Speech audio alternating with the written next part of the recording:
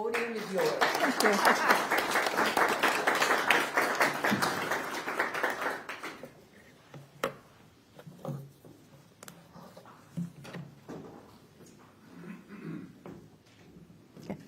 Now, I find it interesting that Winchester's birthday comes so close to the anniversary of the outbreak of the War of Independence. At the beginning of the Massachusetts colonies, many settlers wanted reform or separation from the Church of England. And later, the country began with colonists who had grievances over taxes, among other things, and wanted self-governance.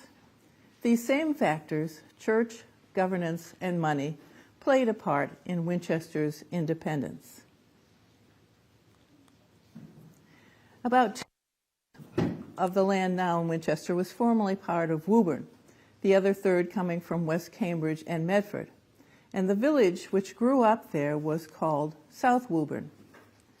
In 1839, South Woburn villagers presented the Woburn Church with a petition for separation in order to have a church in their own neighborhood. But the Woburn Church was reluctant to grant a petition which would weaken its own organization and dismissed it. So the villagers just took matters into their own hands, organized their own society, and built a meeting house. Then Woburn consented to the separation, and that was 1840. With a new church, the railroad, industry, beautiful residential property, the village grew. So did the movement for separation, driven by politics and money. There were money wrangles with Woburn in the 1840s. The Woburn Church had an endowment fund, and South Woburn donors thought that their share should be transferred to their new church. Didn't happen. Woburn collected taxes from South Woburn, but South Woburites felt that their portion of the tax money was not being spent on their section of the town. For example, South Woburn wanted a new street to get from Washington Street to the village center. The Woburn selectmen fought the plan.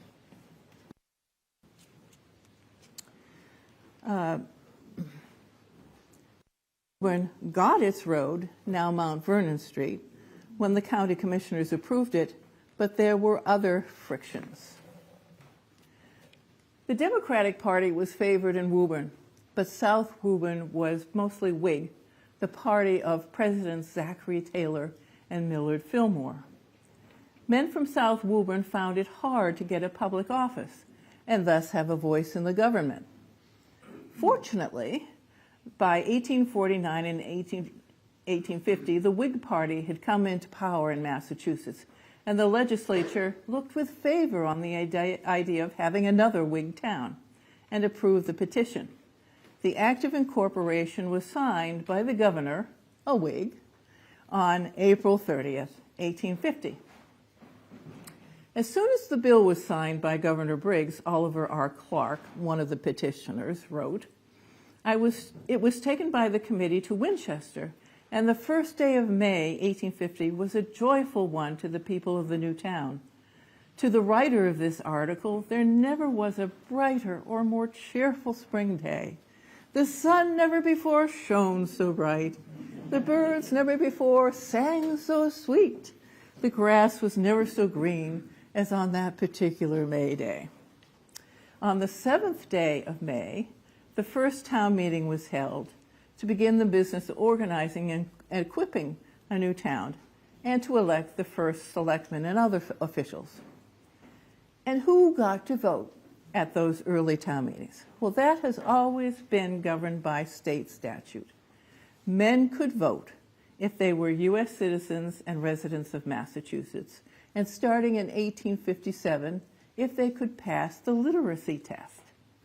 They had to pay a poll tax for voter registration until that was repealed in 1890. In 1850, it was $1.35, equivalent to about $73 today. Who got to vote has changed over time. In 1874, Massachusetts allowed women to vote for and be elected to the school committee, but only that committee. And how did the men face up to that change? After a few years, they cut the number of seats on the school committee in half.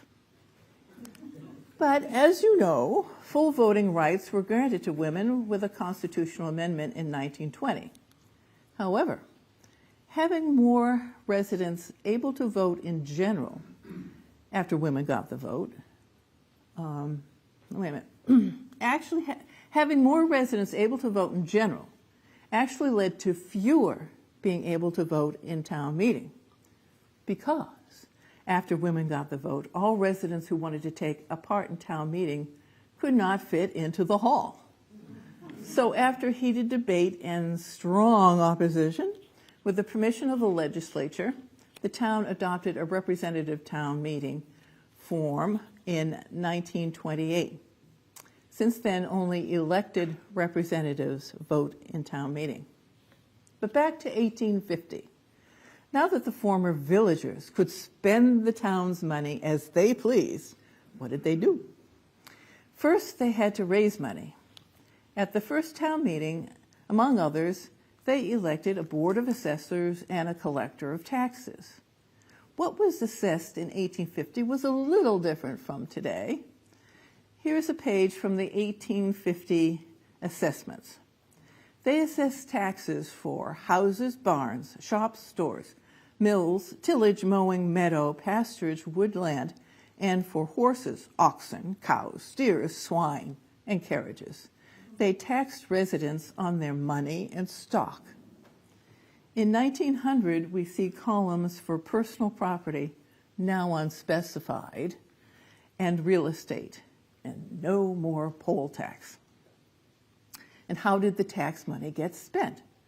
An anonymous writer signed as Winchester related in the Woburn Journal in 1852 that when we set off and organized into a town, we adopted as a motto, low taxes and good schools.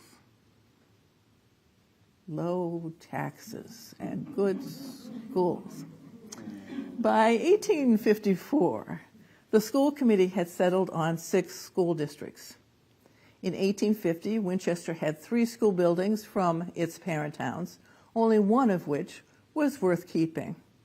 Thus, the first major expenses were new school buildings. In 1850, they voted for 4 new ones, all alike, then 4 more that same decade.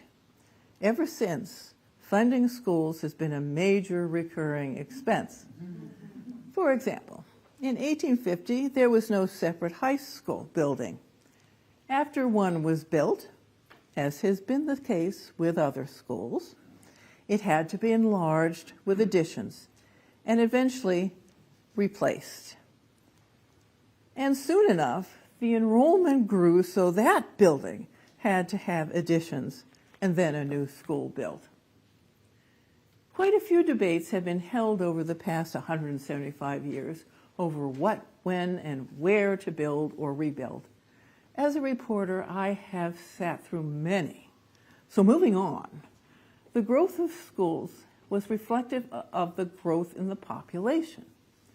That growth was reflective of 2 major changes in town. One was industry. Between 1865 and 1875, the number of manufactories more than doubled, and employees more than tripled. Let's go back to that painting by Dr. Piper, Dr. Richard Piper. Such a lovely little village. What Dr. Piper did not do, though, was show what was off to the left. If you went down Thompson Street, you'd see a factory. The river and brook became lined with factories. Factories were major employers responsible for population growth and in large part for the international character of the town. The other major factor in population growth was the decline of local agriculture and the development of former farmland into residential housing lots. The 1885 Massachusetts census put the population of Winchester at 4,390. In 1895, it was 6,150, which was attributed in the census analysis to the development of the town as a place of residence. Most of the new housing developments were geared to professional men who wanted to live away from their work in the city in order to have a pleasant rural or suburban residence for their families. This added a wealth of new domestic architecture for which the town is still noted. Continuing population growth led to further changes. The former village around the church developed into a business district. New businesses, shops, and services were added to serve the residents. Existing wooden houses were used for business, adapted for mixed use, or were replaced with new buildings, some very substantial new buildings. There was quite a variety of buildings of different sizes and shapes and uses. And the increased traffic downtown, and in fact all around town, led to other building needs, new roads and sturdier bridges. As the center turned into a civic center, the taxes had to fund a town hall, fire station, and more. But let's go back to the beginning again and look at how, rather than why, the population grew. What was the population in 1850, and who were the original people of Winchester? Here are statistics from 1850 and 1860. There were some people born in other states than New England, and a few other from countries other than Ireland. But originally, the town was mostly native Massachusetts people, Congregationalists, farmers, making the prevailing architectural style farmhouse, plus a few manufacturers and professional men like lawyers, brokers, doctors, plus laborers in the mills and on the farms, mostly Whigs, but some Democrats. What was the first challenge to the homogeneous harmony of the village? There were church differences almost at once. The Baptist Society organized in 1852, the Unitarians organized next, and others formed later. But I never read of any friction among the Protestant societies. There was choice, not conflict. However, a real challenge did emerge. New England had always been primarily Protestant. During the 1840s, the influx of Catholic immigrants alarmed Protestants that the country would be overwhelmed by Catholics controlled by the Pope, who would interfere with American liberties. So not so much an issue of diversity of religious belief, but with governance. In response, a nativist American political movement, the American Party or Know Nothing Order, grew up. It was so named because any member asked about party activities was supposed to say, "I know nothing." Organized in 1843, the party was strong for a while. In 1854, an election year, in the Middlesex Journal, week after week, April through September, someone signed only as W contributed lengthy columns promoting American Party principles. Were such columns printed today, their jingoistic xenophobia and anonymity would not be tolerated. However, in 1854, they were printed without comment. In 1854, the American Party swept the elections in Massachusetts. The new governor, Henry Joseph Gardner, a distant cousin to the Winchester Gardners, was a know-nothing, and Winchester elected a Know-Nothing Party member as its representative in the legislature. But did the town itself take any official action related to religion? The only stories I know are actually to the town's credit. Just 4 years after the school committee was faced with the challenge of creating a whole new school system, it was faced with an emotionally charged issue involving nothing less than First Amendment rights. Today, separation of church and state prohibits Bible reading and prayer in public schools. In 1854, Bible reading was part of the school day, and a problem arose when several Catholic students at the Washington Elementary School were suspended for refusing to read the King James Bible, the Protestant version. The school committee then had its first experience dealing with the rights of minorities. Although Bible reading was customary, no actual practice was established. The school committee ruled that henceforth teachers alone read the Bible in class. And what a fuss then ensued. A public meeting was held in the Lyceum building, built in 1851, allowing public meetings not to be held in a church. About 400 people were there, almost all opposed to the school committee. A committee was appointed to prepare resolutions expressing the sense of that meeting. Highlights of that report were that there is no book more suitable to be placed in the hands of the young as a means of educational and moral improvement. That by responding to a few individuals, the school committee acted contrary to the best interests of the school and the wishes of the majority. That any attempt to interfere with scholars reading the Bible in class should be viewed with alarm as affirming the Romish doctrine that the Bible is fit for the priests and teachers only. And finally, that the school committee reconsider its decision and require all scholars to read the commonly received version or be considered in a breach of the rules of the school. And did the school committee back down? No. In fact, it wrote and published an 11-page justification in its annual report of 1854-55, from which the following has been excerpted. We were anxious to ensure the scholars the full enjoyment of their rights and to protect the town from all risk of suit. 2 board members were lawyers. The equality of all citizens and of all denominations or sects and religion, and the sanctity of conscience, whether in school or out of school, are not to be violated or invaded. That Roman Catholics are the majority or the minority does not affect their rights.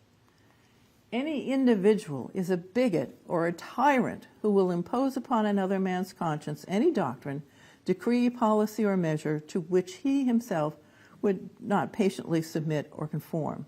And if this be true of an individual, it is emphatically more true of a community. Now, since the Catholic parents reportedly had no objections to their children hearing the King James Version read, the committee decided that the teachers could give the most reverential readings and accomplish the purpose without offending anyone. To endeavor now to enforce Protestant religious instruction in our schools upon reluctant Roman Catholic pupils is unconstitutional and illegal. And were it both legal and constitutional, it would be the height of political and social folly and wrong, since it would drive minorities out of the system, instead of bringing together the children of every sect, race, and class in society to be molded by a common and wholesome system of education into one common American character. Thus that controversy ended. Though religious issues didn't disappear, the Know-Nothing alarm did die down. The American Party declined rapidly in the North after 1855, in part due to that party's rejection of a clear anti-slavery platform. By 1860, what was more divisive in the country than slavery? To Winchester's credit, by 1860, the majority of townspeople were pro-abolition, voted for Lincoln, signed abolition petitions, and celebrated the Emancipation Proclamation. Did abolition change Winchester's residential character? Not at first, not much. In 1860, there were 2 blacks enumerated in the census. In 1865, there were 2, different from the 2 of 1860. One of them, Anna Johnson, a maid born in Maryland, and Paul Middleton, a native of South Carolina, gave the town its first wedding of, quote, Africans in 1866, followed a year later by the first known birth of a black child in Winchester, a daughter named Lucinda. But they left. The 1870 and 1880 censuses show a larger number of blacks, but again, they were mostly transient. Only 3 registered voters in 1880, and one of them soon off to Malden. Those who stayed were Stephen Roberts and John and Mary Jane Price. Everything written about them says that they were liked. While Roberts came out of slavery and up from the American South, the Prices had come down from Canada. He was a Civil War veteran and joined Winchester's chapter of the Grand Army of the Republic. They were biracial, but when it came time for John's obituary in 1903, it led off with, quote, John W. Price was a Negro barber. Well, there's no question about how their race was viewed. The obituary continued to state, at the time of his death, he had been in active business in the town longer than any other man. All day Friday, the day of the funeral, the flag on Winchester Common was at half-mast, and while the funeral services were being conducted, all business in the town was suspended. This is extraordinary. They did this when the governor died, but a barber? It was also unique for the black people of Winchester, who by 1895 numbered 107 and by 1903 about 140. The majority of blacks lived in the same neighborhood, which did not form around any of these first residents. The Prices lived on Winchester Place near his shop on Main Street. Roberts lived with members of the Richardson family on Washington Street, it having been a Richardson with whom he came north after the war. Rather, the black neighborhood started with a group of people from the same area of Virginia who moved here and organized a church around 1893, eventually using the old Washington School as a church building. When more blacks moved here, they gravitated to the same area in the plains. Some were related by their place of origin, some by family, but over time diversity increased among them. They came from different states, from Canada and the West Indies, and some belonged to other churches. Alan Schmidt,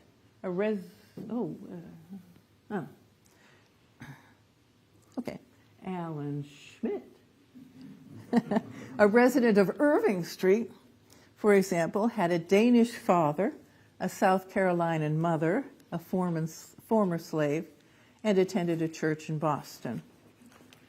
About 30% of blacks in Boston were live-in servants scattered about the town. But did black families live in other areas? There were no laws restricting where they lived. They may have chosen to live in the plains, to be near friends and family and their jobs, and to live in a more affordable area. But maybe they also felt unwelcome elsewhere. In 1922, when the town was discussing locations for new school buildings, Lottie Dodson wrote a letter arguing against putting one on Chester Street, and wrote, "It is a well-established fact that the housing situation and the purchasing of building lots, especially for my people, colored, is very acute, and there are just certain portions of this town we are allowed to settle. Those portions are already occupied."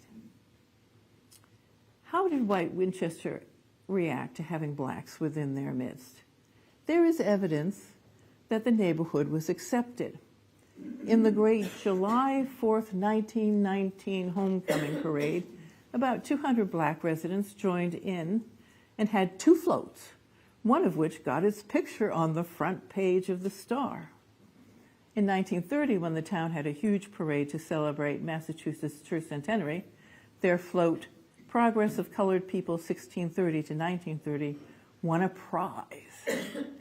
When the New Hope Baptist Church fell behind in mortgage payments in 1939, Lewis Parkhurst rallied the community and Winchester paid off the mortgage. Of course, acceptance did not mean integration, and it did not mean sensitivity, not in the way we know it. Take, for example, blackface minstrel shows.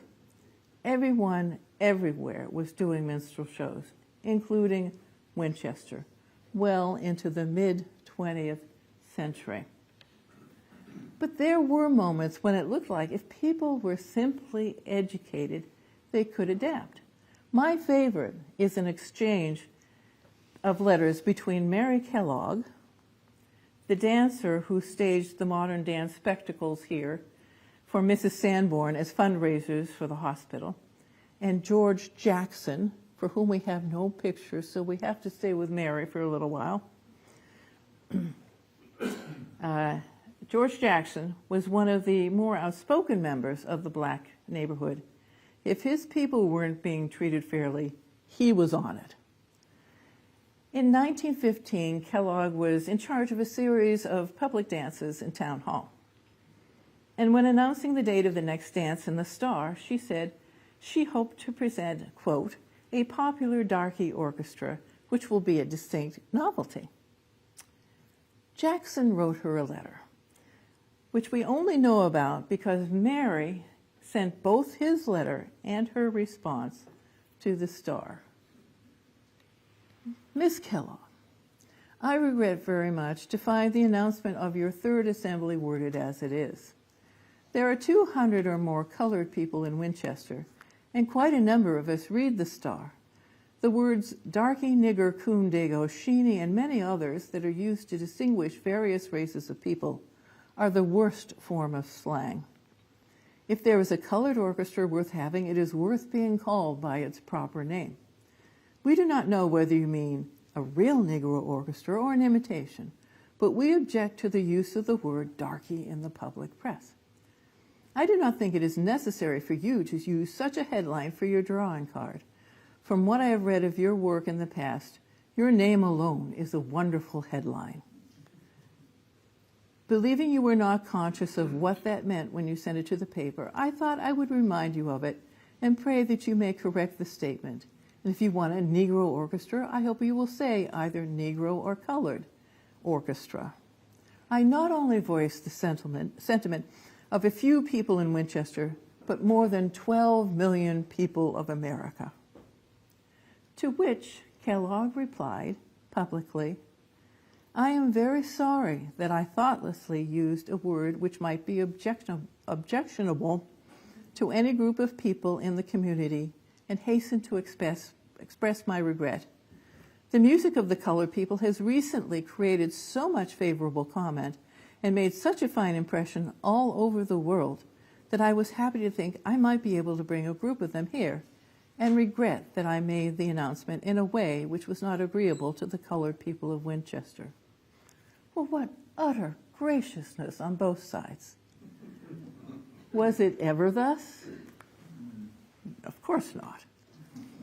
Fast forward, the black neighborhood dwindled after 1930. The younger generations pursued better education and went elsewhere to find work. This is one of the more impressive examples. By 1975, the church had not been used for years and was offered for sale. It still exists, converted into a residence. However, there were still black families in Winchester. Now, I have spoken with people who grew up in Winchester who have denied there ever being any prejudice, saying everybody played with everybody in their neighborhood.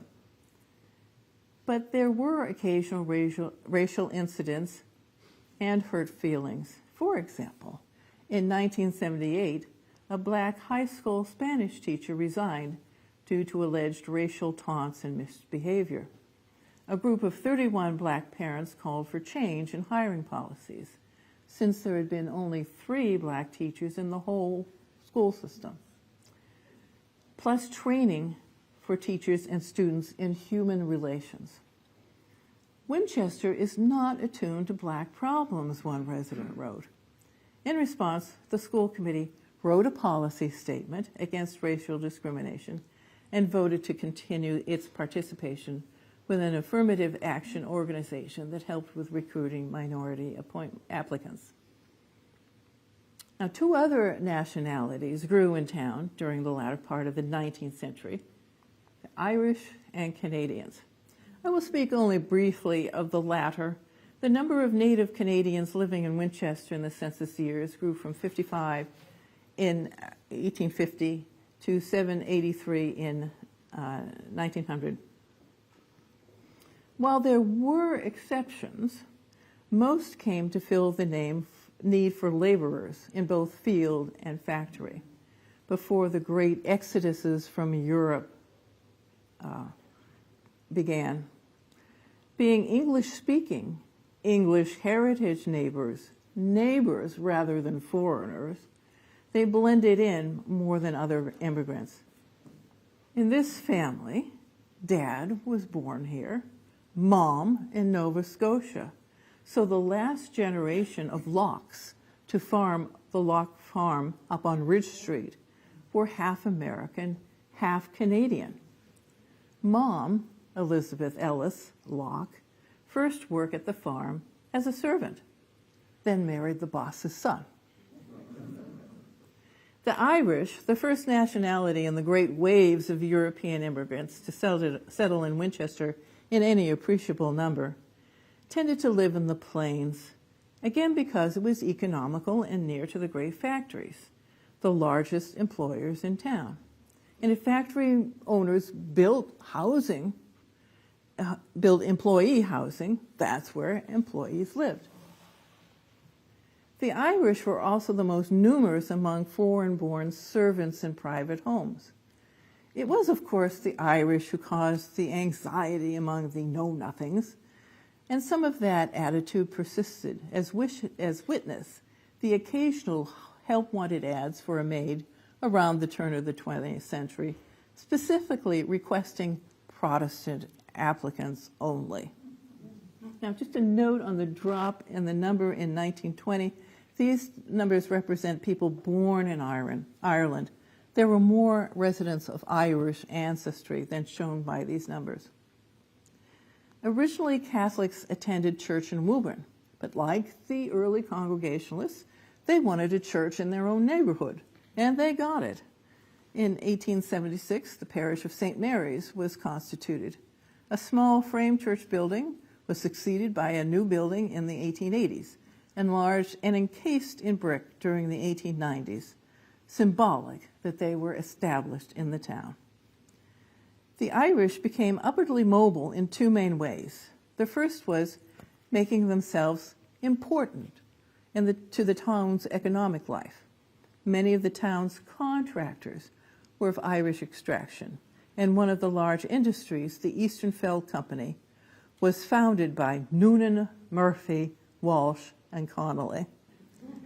The second way was municipal service. For example, filling many positions in the police and fire departments.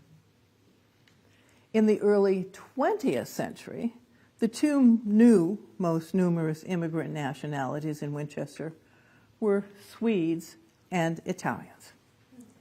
A few Swedes lived in the plains, but more settled around Loring, Kirk, Arthur, Lochwan, and Holden streets.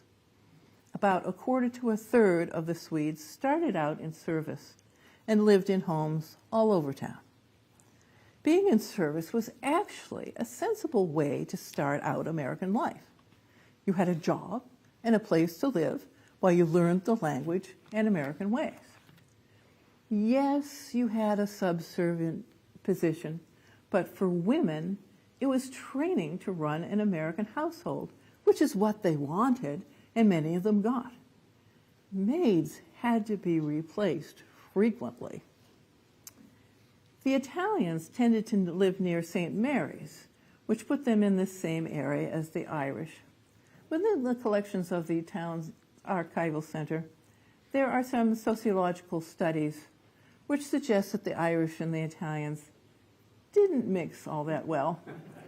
According to one, the Irish resented the increasing number of foreigners moving into town, and the Italians resented the Irish domination of the church. The Irish did assimilate more quickly. There was an O'Hara on the Board of Selectmen in 1898 and a Fitzgerald in 1900, but no Italian selectmen until 1950.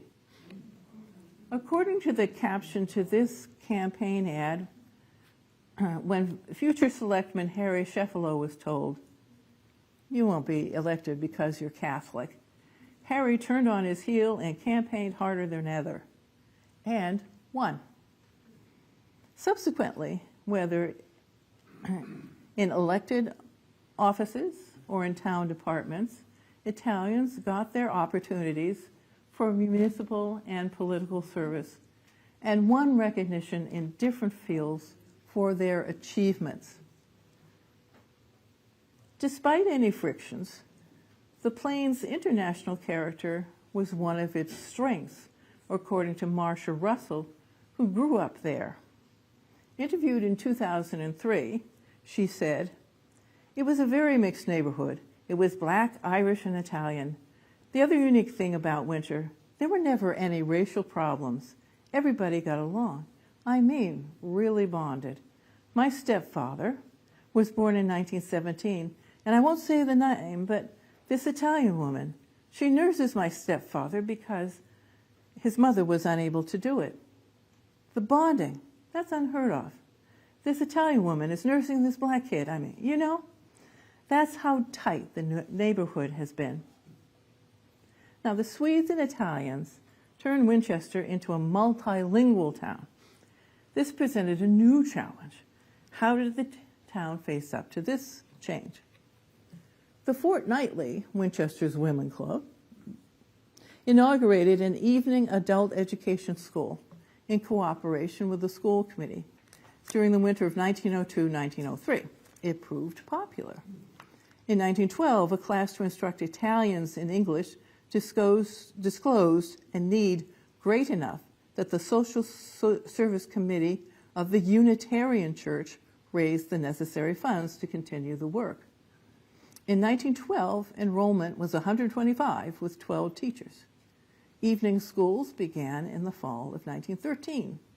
Initial registration for the English classes included 106 Italians, 8 Turks, 3 Swedes, and 2 Greeks. In subsequent, Italians still contributed the largest number. The language classes at least through 1930. Classes were also offered in American history and political traditions. Classes to help foreign-born residents obtain citizenship were popular during World War I and were revived during World War II. Now, the mention of Turks and Greeks in the adult education statistics may be a little surprising. Both Balkan and Asian presences in Winchester were minimal until recently.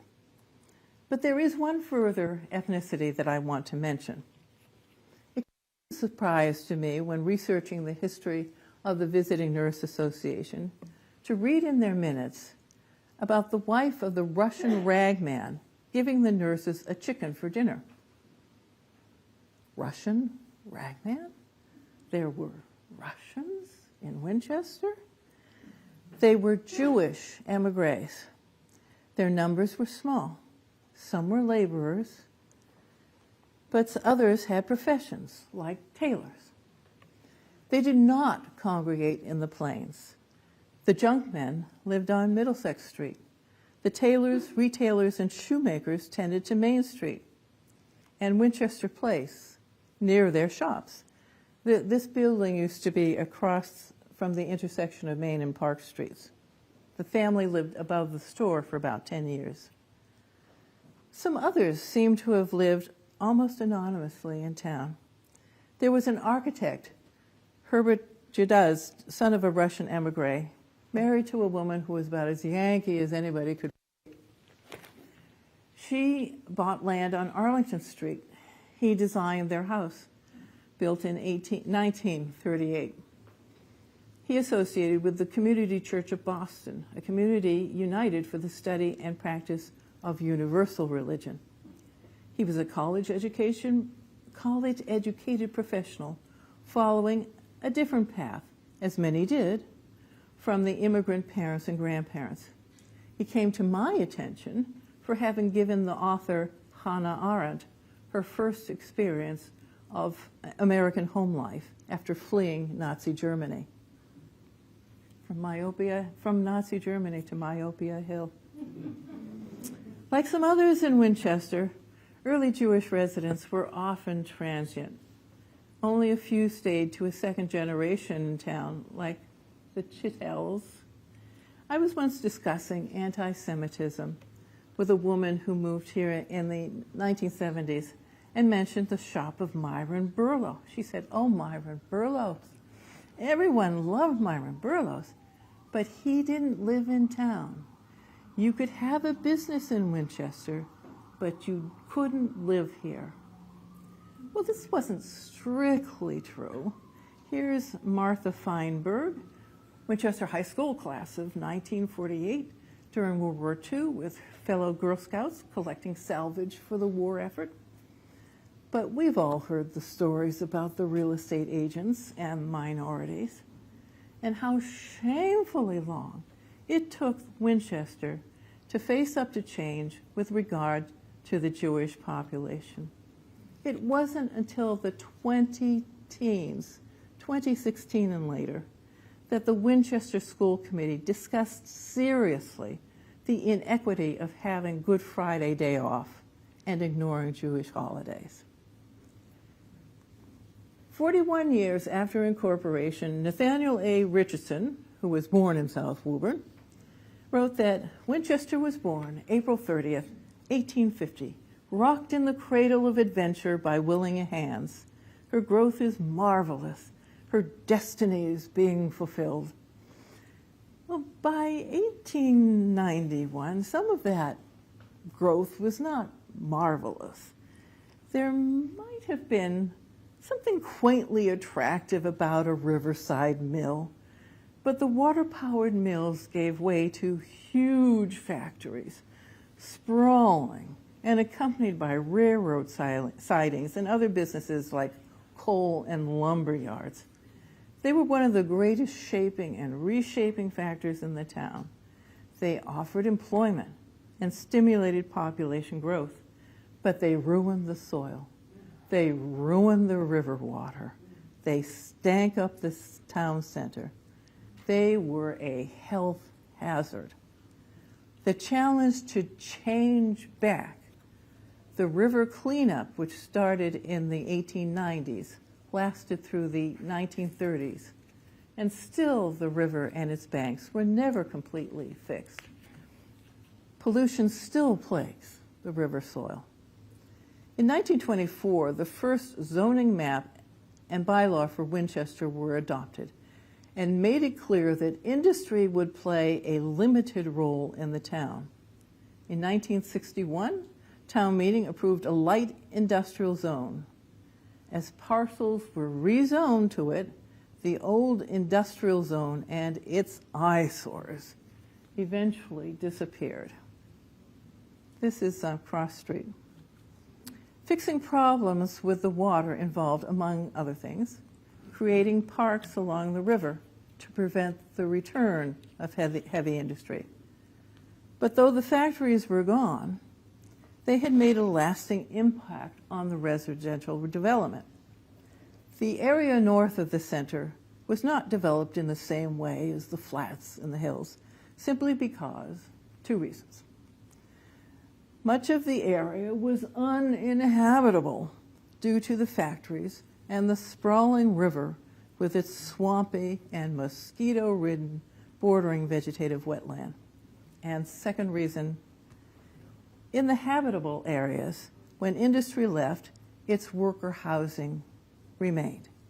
When the farmers left, their land was wide open for planned street layouts and brand new residences designed for commuting businessmen who wanted fine suburban homes. Socioeconomic differences in the town were pointed up by its architecture. Of course, the fortunate thing about the advent of the wealthy class, aside from the architecture, is that all that wonderful new tax money benefited the whole town. It built the new schools, the town hall, the fire station, new roads and bridges, and helped with the river cleanup. One moment here.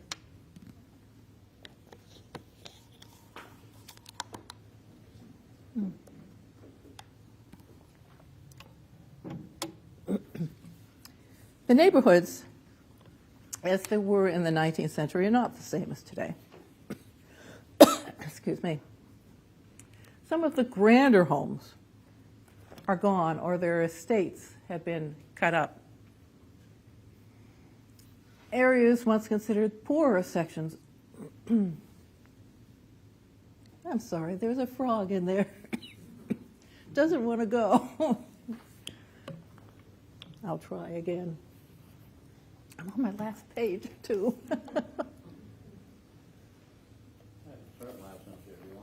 Oh, thanks. I think I'll be okay. Okay, so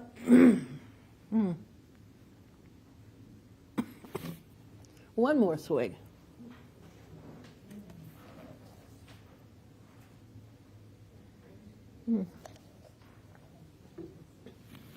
And as I was saying, the poorer sections have been substantially improved and may actually now be unaffordable to some who might want to move into town. There have been other physical changes in town, like the loss of open space and the lost sense of spaciousness on residential streets, shown in many historic photographs. And seeing homes nestled in nature rather than jam-packed with cars. Look at this postcard of Pine Street. So untrafficked, a cat could lie peacefully on the sidewalk. There have been other types of change and differences of opinion. In fact, the town has had battles over change, like the railroad overpass, which divided the town into factions. But there have been other times when local or national challenges found all pulling together. But there isn't time for everything tonight. We live in a time which has been questioning the characters of historic figures who were long considered great men. I think Winchester started out with a good group. True, they had some outlooks different from today's, but on Winchester's anniversary, we can look back on a village that felt a unifying spirit and wanted fair government, advantageous use of its taxes, improvements, education, and opposed oppression and the denial of constitutional rights. Harmony among the townspeople has come and gone for many reasons, but differences and diversity do not have to mean division. Concord comes not necessarily from a shared past, but the direction in which people are going. And at this time, that, of course, is history yet to be written, which brings us to the end and any questions you might have.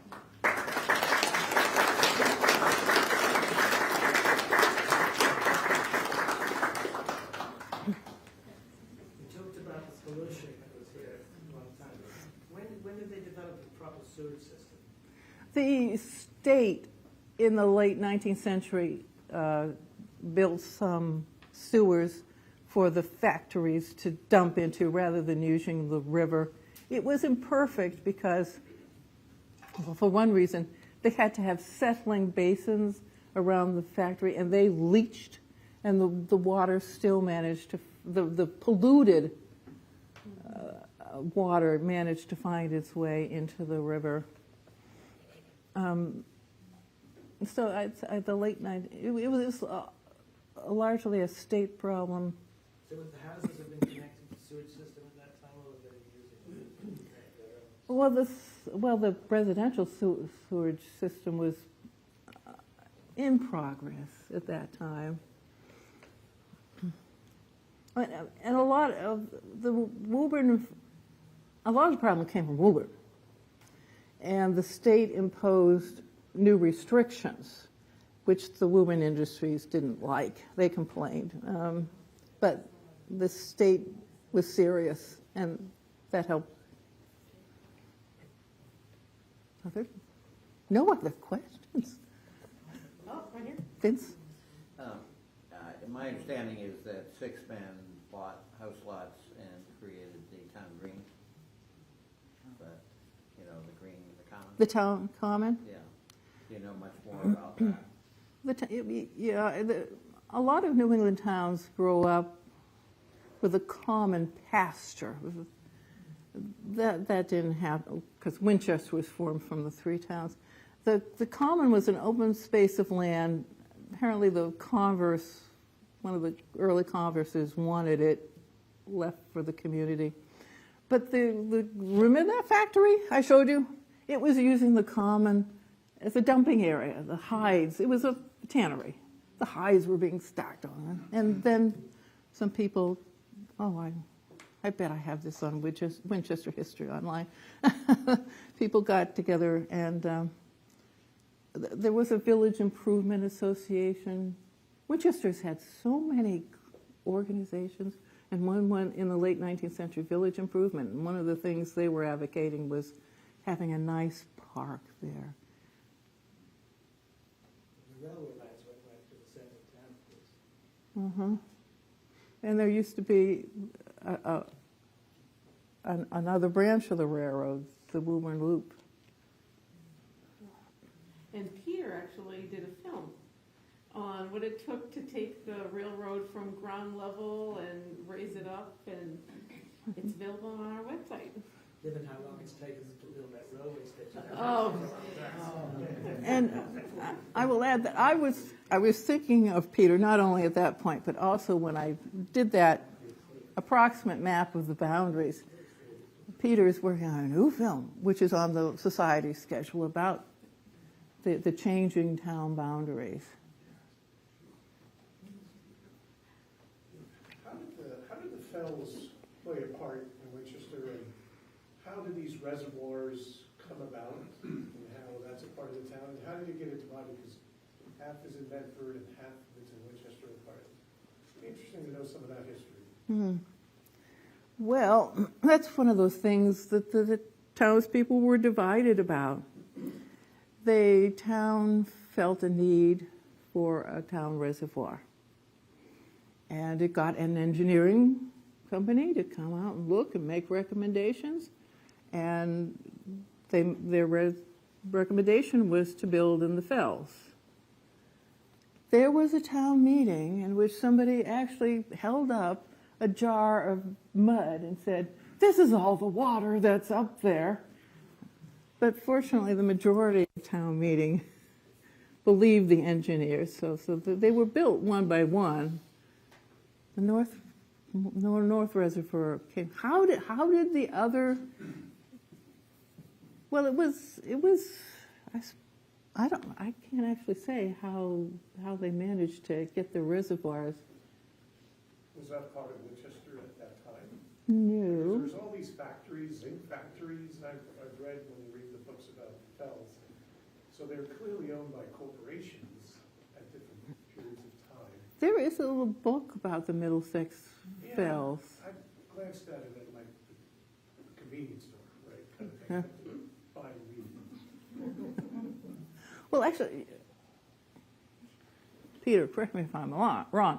If you look at the map of Winchester today, there's a notch in the top.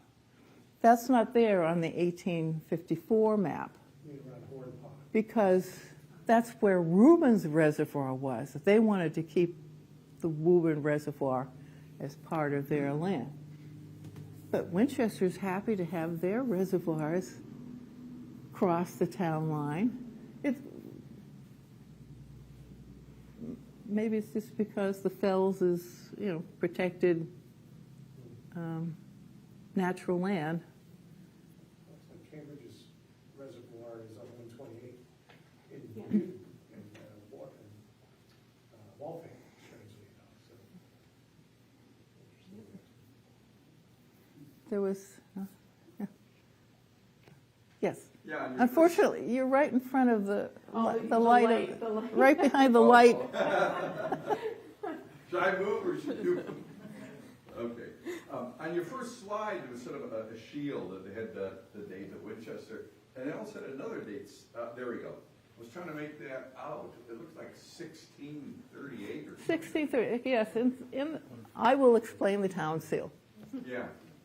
The green stands for the fields. The blue stands for the water. And then there are English daisies and American water lilies in the floral part. Waterfield was the first designation for this area. In 1638, the Book of Possessions recorded all of the original land grants for the area north of Charlestown, including what's now Winchester, Woburn, going up to Chelmsford, and Tewkesbury, and so some of the early deeds refer to the Waterfield, but it was never an official name of the area.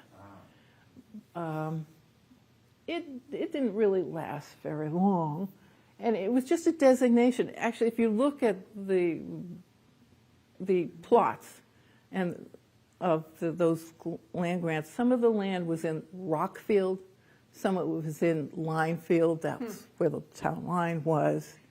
But the best part for colonists was in the Waterfield. So that says Waterfield 1638.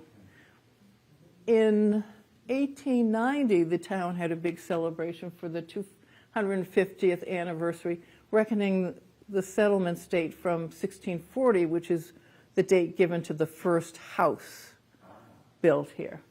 So we had our 350th in 1988, but they had their 250th in 1890. And Samuel McCall was the keynote speaker for that. And then, of course, Winchester, 1850.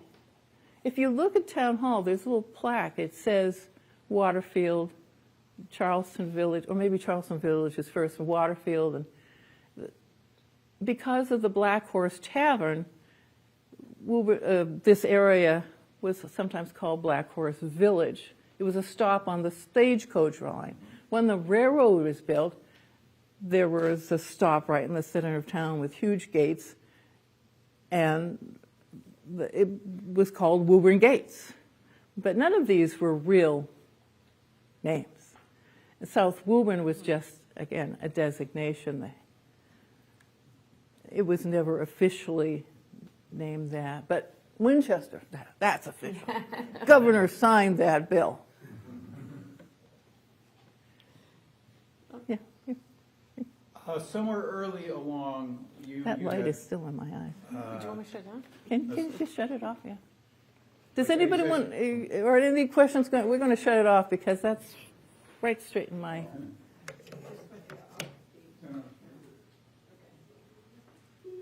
there was a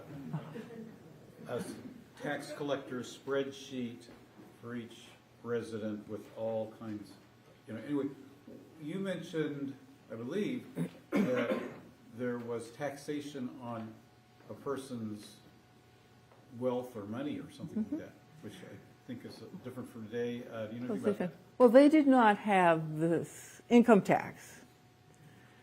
They just paid taxes to the town. And I read somewhere that something about people hiding some of their assets when the assessors were coming, because they go through the house and they just take note of what you have. But there weren't columns for, silverware or, No, but I was thinking about, your bank account and stuff. Any stocks, you said? it seems terribly invasive of their. I can add something to that. Nominally, those laws are still there. And if a local assessor wants to follow that procedure, it's still there. So when I lived in Cambridge, but I had an office down the street in a commercial district, somebody who was an assessor came by my office and looked to see the value of my computer and the furniture in it. And he said it was under some particular amount, so he would waiver it, but he was still going around office to office as it might have been in 1820, because we still have property tax as part of our revenue, and it depends upon how invasive people want to be or not, but you're right, it is a bit invasive, and this is sort of the bureaucratic mentality that people have struggled with over the centuries.